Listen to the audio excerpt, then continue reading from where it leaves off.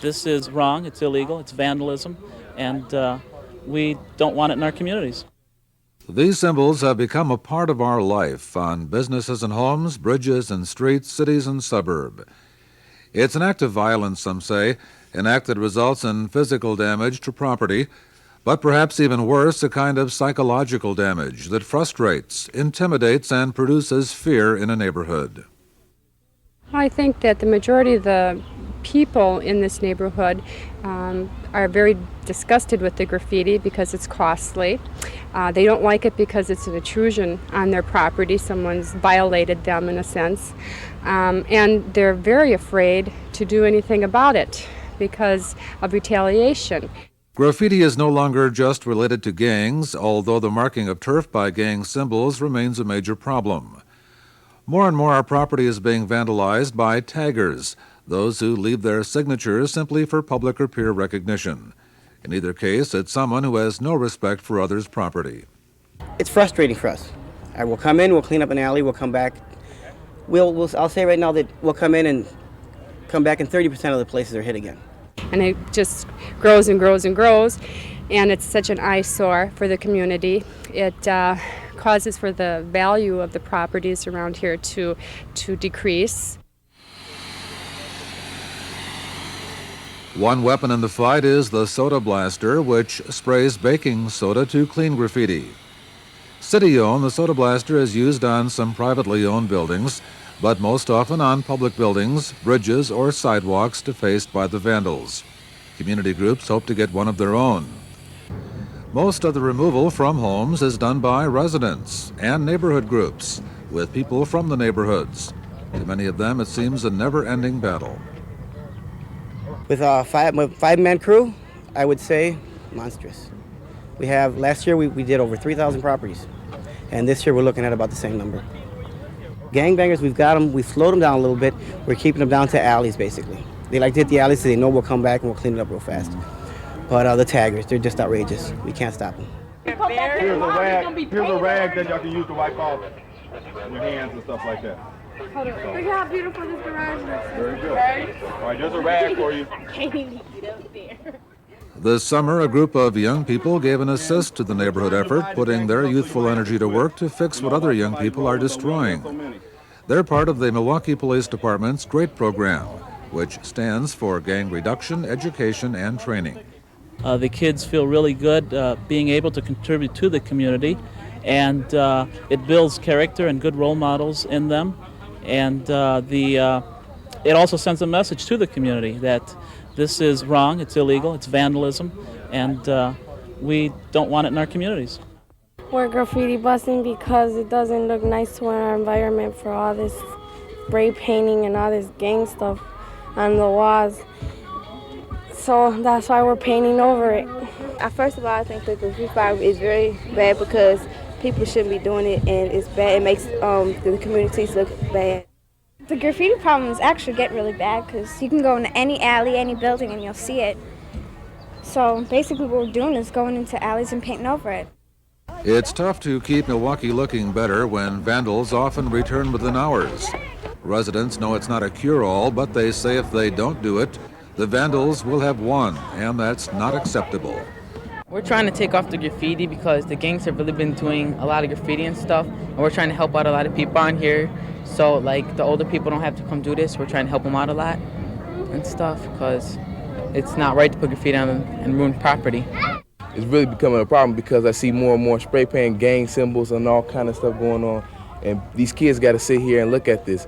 But now we're giving them a chance, to put back into the community, help them do something besides, do something positive, show them that they can do something. But doing something about removing the graffiti is one thing, stopping it is another.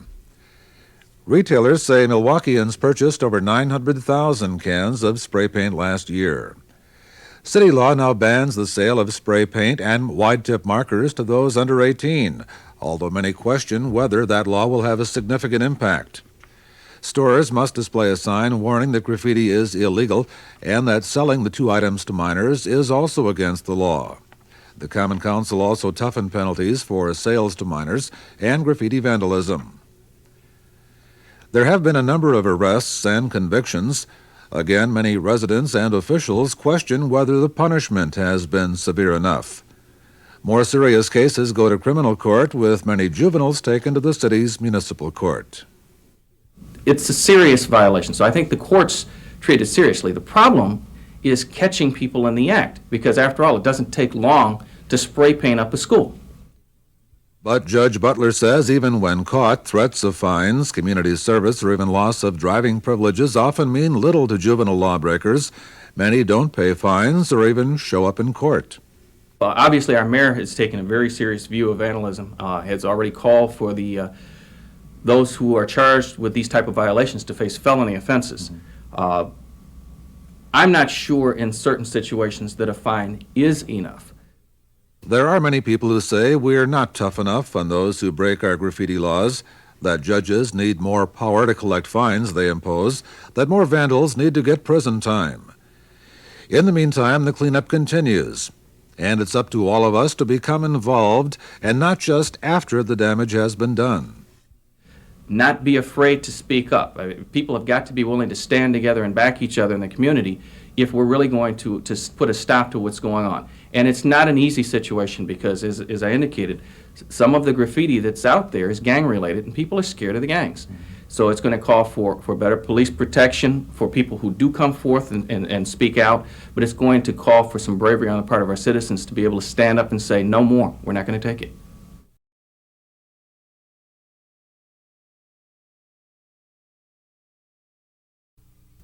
Over half of the people who live in Milwaukee are renters, most of them law-abiding, responsible tenants. But some use rental units for illegal and destructive activities, such as drug dealing. As police efforts to close down drug houses began to see results, they noticed dealers tended to relocate in the same neighborhood. At the same time, many landlords were afraid of background checks, fearing they'd be accused of discrimination. The city responded with the Landlord Training Program. And since 1993, the popular program has reached some 4,000 landlords and property managers who represent nearly 100,000 rental units. This is our effort to reach out to landlords and property managers to help them understand the powers that they do have, to basically help them run a good business. Because if they have the proper information to run a good business, that's good for good tenants, it's good for the neighbors, it's good for the street, it's good for the neighborhood, it's good for the city, it's good for all of us. The City of Milwaukee program has been so successful it has been noticed nationally and serves as a model for programs in other communities. Among the tips given to landlords, warning signs of drug activity such as porch lights used as signals, unusual electric bills that may signal a tenant is growing marijuana, interior rooms that are suddenly padlocked, lots of traffic, often with a monthly pattern, all can be a tip-off to drug dealing, and that clue on drywall damage. And when they're out of cocaine and out of money, they will take drywall dust, package it up so it looks just like cocaine, go and sell it to some unsuspecting person to make enough money to go buy the real stuff themselves. So if you have some strange damage to your unit, like there's just this little square of wall that just keeps getting bigger and bigger and bigger, and you can't figure out what is going on, well, that might be one little indication to you that something's up. In addition, police show examples of many common street drugs and drug materials to the landlords to help them identify suspicious materials they might see on or around their rental property. In a 100-page free booklet, landlords also learn ideas for rental agreements, how to maintain property and work with police and building inspectors, how to handle an eviction, and proper applicant screening, including questions you should ask. The only way that you can try to predict is by looking at their past behavior. And that's why we talk about screening.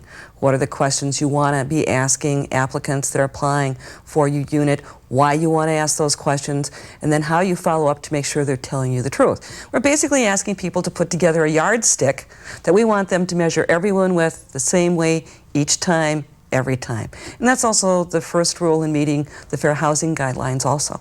You know, you have a yardstick and you're going to measure everyone with it the same way. And you start to keep your paper trail. Surveys of landlords who have attended the seminar show they believe the program has helped them improve their properties and neighborhoods, and they recommend it to friends with rental units. I think the information is very beneficial to landlords, and my intention as far as this program tonight is to find out more about landlords' rights, and not just landlords, tenants also.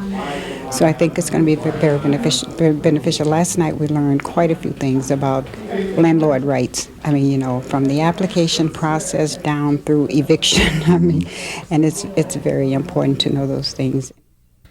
Bob Stein was new to managing rental properties when he got burned by a bad tenant. He says the landlord training program gave him a real education. Probably the most critical thing I learned there was the ability to have policies up front.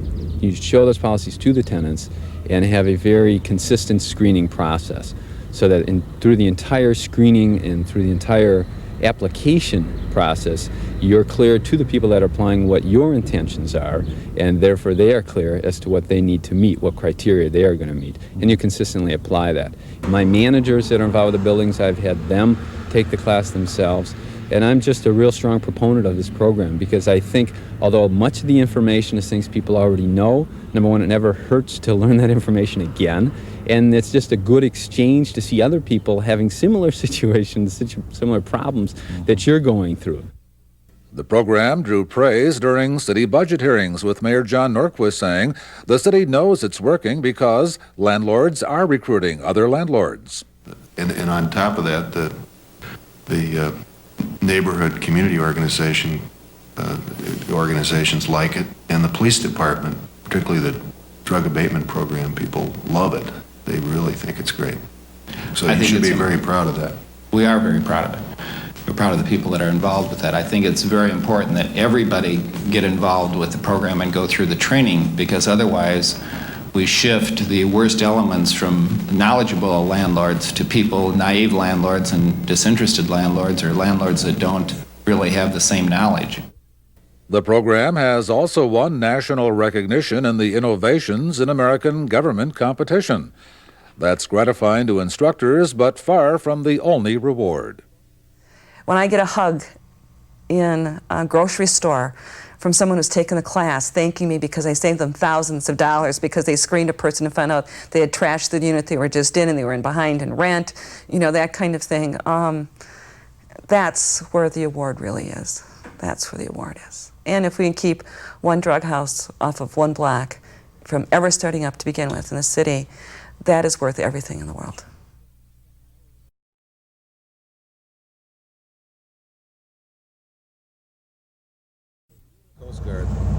We're most likely to because we're on the boats all the time. We're cruising just like a patrol car.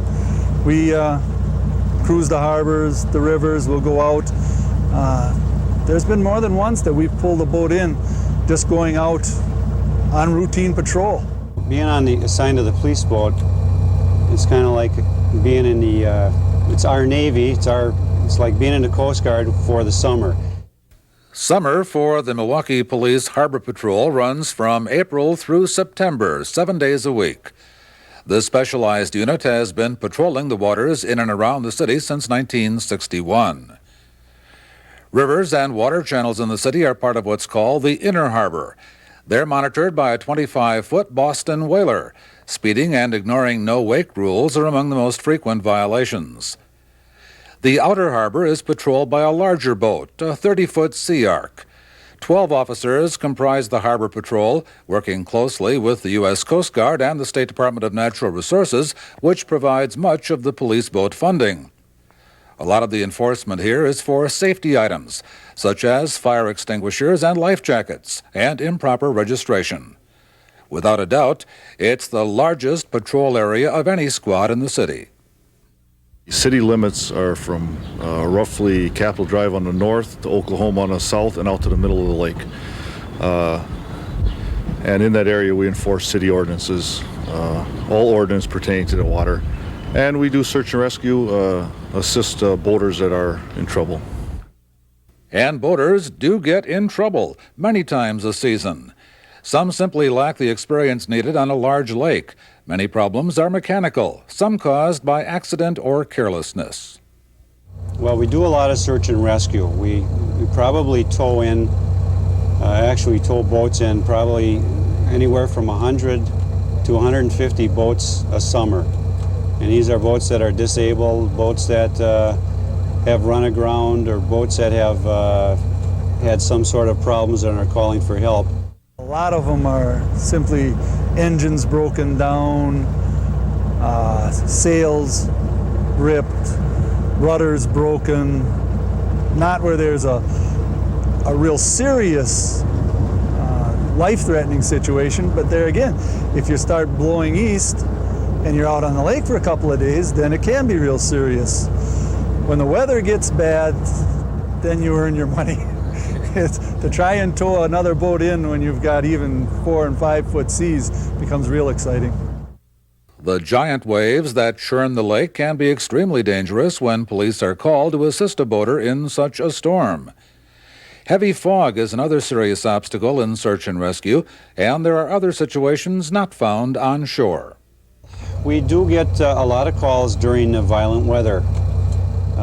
One thing that we've dealt with over the years, and that's windsurfers. They like the wind, they like the waves, and they'll be out there in 10-foot waves. And occasionally we will get a call to rescue one. Or we may get a call with the strong winds, where we've had a sailboat where his mast snapped off. And when the mast came down, it entangled up in his prop, so he was out there drifting around. We had to go get him. So there is a lot of calls, and it is kind of a little bit scary going out there when it does get that violent. We've had situations where it gets so foggy when you go out through our gaps that you can't see either side of the gap. And you have kind of a dangerous situation. It can be like this, and if the wind changes, the fog will come in, and you get a lot of boaters that are out on the lake that aren't really equipped for the fog. And we'll have to go out and sometimes bring like a daisy chain in of 5, 6 boats through the gaps. During those conditions, the police often rely on sophisticated tracking equipment, such as the satellite-controlled global positioning system. The situations can be quite different than those encountered on land, and the boaters can also be unique. Well, you don't get sent to a lot of the problem calls like you do on land. You don't get sent to shootings or robberies out here. Occasionally a family trouble, but on a boat. But you're dealing with people that are in a happier mood. They're out here having fun. And so those are some of the differences.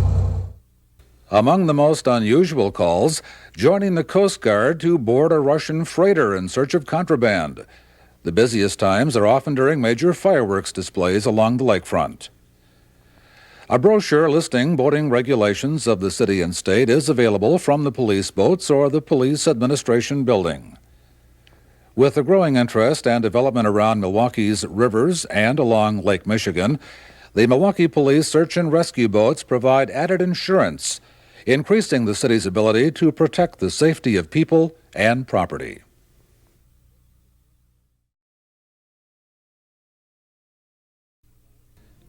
Only one U.S. Navy ship is allowed in the waters of the Great Lakes each year.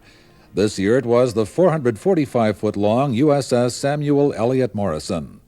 For young men and young women right out of high school, right out of college, that they're looking for a Navy adventure, like I am. It's great. Milwaukee was one of 9 cities visited by the Morrison. As a special treat, and with the help of some local tugs, a number of Navy vets and others got the chance to sail the waters of Lake Michigan for a couple of hours. No sooner did the ship leave the harbor than the fog rolled in.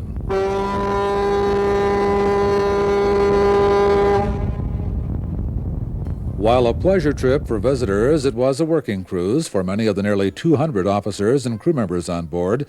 They included Milwaukee and Oak Creek native Todd Ryan, a petty officer with 13 years of service in the Navy. It's an adventure. It's a steady job. It's good pay. It'll help you grow up. It's a good way to learn a trade if you don't know what you want to do when you get out of high school. Ryan, a technician for the ship's gas turbine system, says he never had the opportunity to visit a ship like this while growing up in Milwaukee or even travel much, but he sure has since then. Farthest I went before I joined the Navy was I went to Minnesota once and I went to Canada. As far as I went. Since I've been in the Navy, I've been stationed in Italy for 4 years. I've been to Spain, France, Egypt, Turkey, all over the Caribbean, and every state east of the Mississippi. The mission of guided missile frigates like the Morrison is to protect other ships from air, submarine, and surface attack. Its state-of-the-art technology blends computers with weapon systems. Computers also control and monitor the 2 gas turbine engines, providing 40,000 horsepower, basically the same power plant as a DC-10 aircraft. The cruise brought back a lot of memories to local Navy veterans. Well, it really is very exciting. I mean, there's lots of new things that are happening. We just finished a tour of the engineering spaces, and it's quite a bit different than when I was on. And that wasn't too many years ago. I mean, now we're operating with turbo-powered engines and using different kinds of fuel, and engineering spaces are actually air-conditioned in some places. There's a lot more electronic equipment on board. It really is fantastic. While there's been a reduction in military spending and Wisconsin is not a state with major defense contractors, the Navy and other services do have an economic impact in Milwaukee. A group called Voice did some economic impact studies and found out that a lot of industry depends on Navy work, and that there is quite an economic impact, a spillover, a ripple effect in the Milwaukee area. So we do have a connection. The Wisconsin Procurement Institute provided us with a list of more than 50 defense contractors from Milwaukee. These are just a few of the companies which benefited from federal defense contracts, including many Milwaukee subcontractors who did work specifically for the Navy. The Great Lakes Naval Training Center may be in Illinois, but it too has an economic ripple effect in southeast Wisconsin. Many of its thousands of civilian employees live in our state. Thousands of other Navy personnel make weekend or day trips and spend money for entertainment. Tourism is an obvious benefit, and Milwaukee is often a site of choice. Navy and civilian sailors on the Milwaukee cruise were treated to a demonstration of an unusual capability of this ship. From its top speed of around 30 knots, about 35 miles per hour, the ship can reverse engines and go to 0 knots in the length of the ship. That's something that can take a battleship like the Wisconsin about twice as long as the Morrison, many miles to accomplish. Whoa! Recruiting results are not always immediately apparent, but in giving Milwaukeeans a sense of what they're all about, the Navy hopes to find at least a few volunteers among those who visited. That we're an all-volunteer force. Everyone here is here because they love the Navy and they love what they're doing. And the draft went away over 20 years ago, and so it's a completely different attitude, and it's very positive. People love what they're doing. I love what I'm doing. I've been doing this for 18 and a half years, and I don't want to leave. This is fun. Fun at times, but also a lot of hard work and responsibility. If you miss the opportunity to get a glimpse of life at sea, the Navy expects to sail into the Milwaukee Harbor on a Great Lakes cruise again next year, most likely in July.